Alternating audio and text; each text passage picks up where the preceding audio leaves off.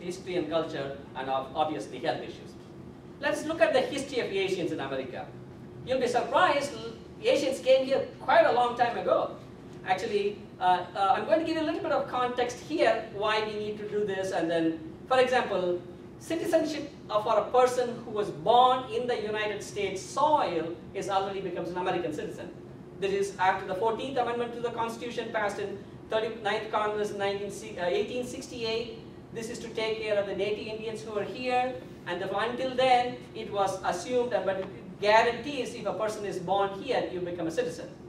Whereas naturalization, that is a person who is a foreign born, who was not born in the US soil, but comes to immigrates and decides to live here, that is not controlled by Constitution, but is controlled by a statute.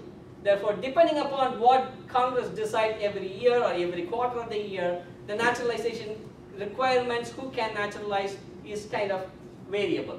This is very important because as we go through the history of Asian immigration, you see this is sometimes it's kind of hard for people to become citizens. I'm going to quote some of the Naturalization Act of 1790 that defined who can become a naturalized citizen. It was defined, expanded in 1795. An Act of 1870 took off the African Americans who were here. They were also considered to be citizens with this act. And Chinese Exclusion Act of 1882 specifically prohibited from Asians to becoming naturalized citizens.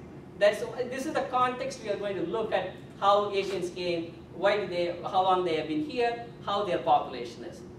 In this context, if you look, the majority of the times we attribute either to the Japanese or the Chinese, who are one of the first people to come in America. Actually, they all came to the West Coast, believe it or not, and they came during the gold rush time. There is a special place for California. The Chinese people call Gold Mountain because they thought mountains of gold were there.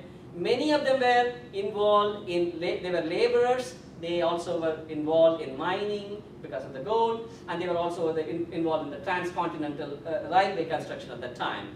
Many of them were laborers, and they were not with their families, and they were called sojourners. That is, they expected to come, earn a living, go back to their families. There were great restrictions on the immigration.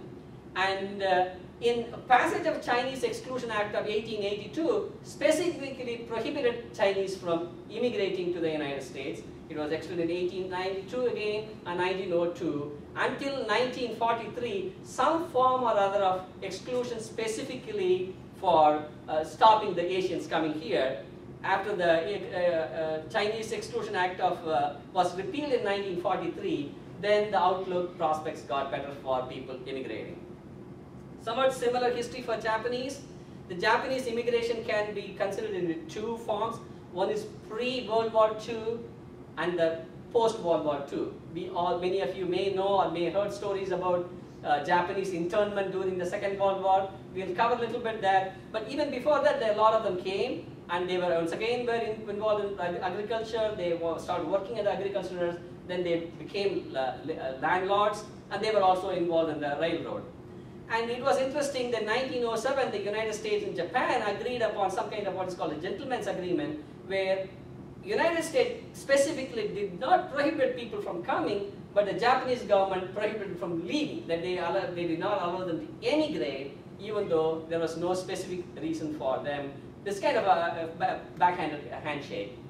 And that the important problem came when it is the Chinese, in California, there was a land law, alien land law was passed in 1913, because the native people were so worried the Japanese owning land and producing a lot of things. The California legislature actually passed a legislation saying that non-whites cannot own land in California. Actually, this has the vestiges are there in many states. Actually, even in the state of Florida, we are still fighting some parts of it, the alien land law. Dr. Clyde is involved in this. We are trying to get rid of this. It's not at the same level as it used to be, but some parts of it is still there.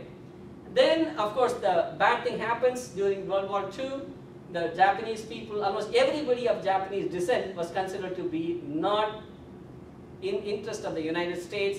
And they were all rounded up and sent to places like Wyoming, Montana, where they interned for several years, which is one of the sad part of Asian American immigration history and the United States, because everybody felt bad, but people were so worried during World War II, they thought every Japanese, even the people who were born, who were wanting to support the United States, were considered to be not good people.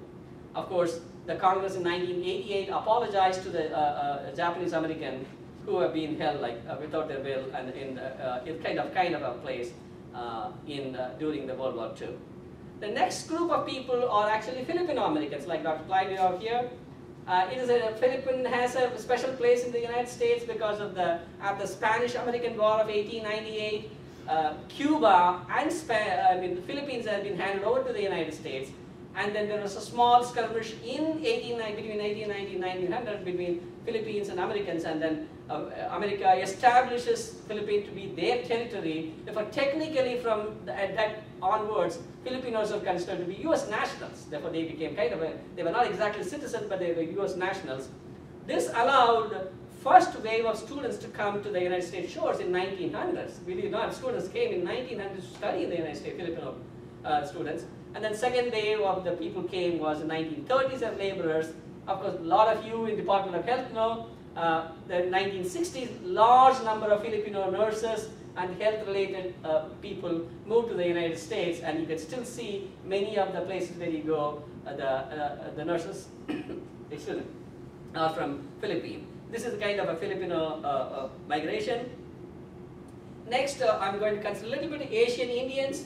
We used to be called East Indians as opposed to the West Indies. And once again, in the late 1800s, Indians from a northeastern part, very close to Pakistan, a place called Punjab, the most fertile land in India, they came to the United States. It's very interesting, that part of the place is landlocked. Because British were there in India, they built very nice railroads. Therefore, these guys who are nowhere close to a sea, remember this is happening in late 1800s. They take the train, come to Mumbai or a place like Gujarat, and then take ships, come all the way to West Coast. If you think about these guys are really pioneers. And the Sikhs, the people who you may see, they wear the turban, those people from India, they came and worked as workers. And there is a monk, he comes in 1893 to Chicago to address the World Religion Congress. And India had somewhat similar to the Philippines. India had somewhat interesting time because we were part of a British Empire, and Britain and the United States have kind of a various relationship. At the same time, we were also in the barred zone. That means Congress drew a line in the country. Anybody within those barred lines of latitude cannot come to immigration, cannot come to the United States. And India was one of the places. And there's an interesting decision happens in 1923 because the Bhagat Singh Thind, he is actually, Indians were not defined whether they were Asian or not. The word white people and Caucasians was defined. Therefore, he actually takes his case to the United States Supreme Court. He wants to be defined as a citizen, but of course, he's overruled in 1923, and he can never become a citizen. That's an important decision which had a large effect on naturalization. Finally, in 1965, the laws were relaxed and more people were able to come. Let me go through a little bit more about Koreans and Vietnamese.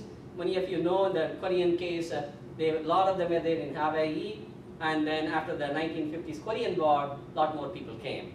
Similar situation for Vietnam in 1970s in the Vietnam War, and after that there's large people came as refugees, and some of the people from Hmong and the Laotian Cambodians were also here.